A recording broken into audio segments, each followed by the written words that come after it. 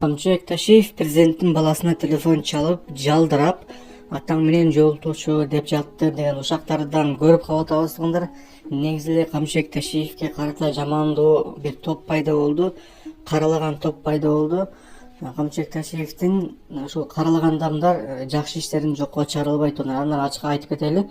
Жана ошондой эле кечээ күнүнөн сот болду.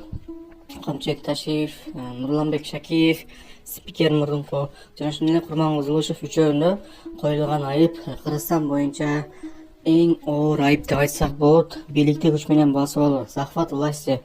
Бул өтө оор берене туугандар. Эгерде бул берене менен карапайым адам косоого турган болсо, карапайым адамга давно эле камалып кетмек.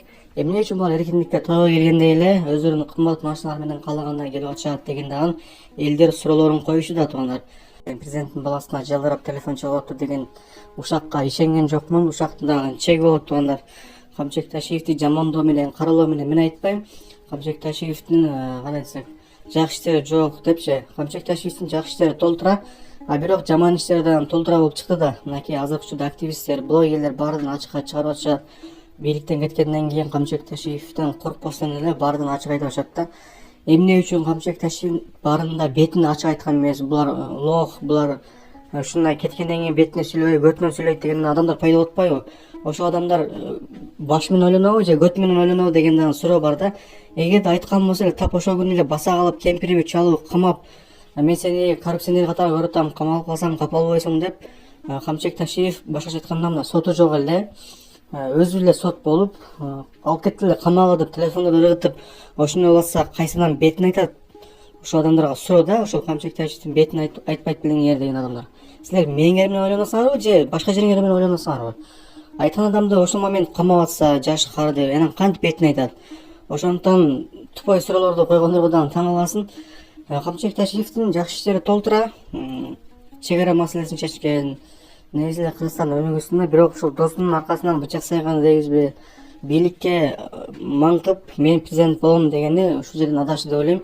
Сиздерден өзүңүздөрдүн оюңуздарды жазып кетиңиздер. Ушул боюнча Камчыбек Ташиев бийликте калып иштешин каалайт белеңиз. Укам баска сенчу. Укам болса onun için akça da koyar. Işte çok haklısın buldağı.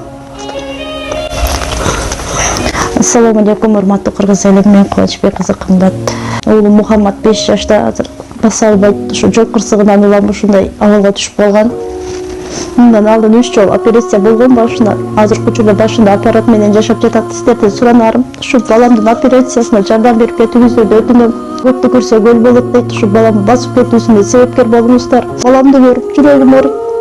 Бизге азыркы учурда $45,000 акча каражаты керектелүүдө, бизде андай сумма жоктугунан улам каргасыздан кайрымдуу кыргыз эли менен жардам сурап кайрылып жатат. Бизге кайрымдуулук кылам деген инсандарга өзүмдүн атымда банк ачылган, 3197 кымбат кый деп чыгат. Ошо Россия өлкөсүнө котором дегендерге Сбербанк 3097 Нурбек деп чыгат. Ал дагы өзүмө караштуу.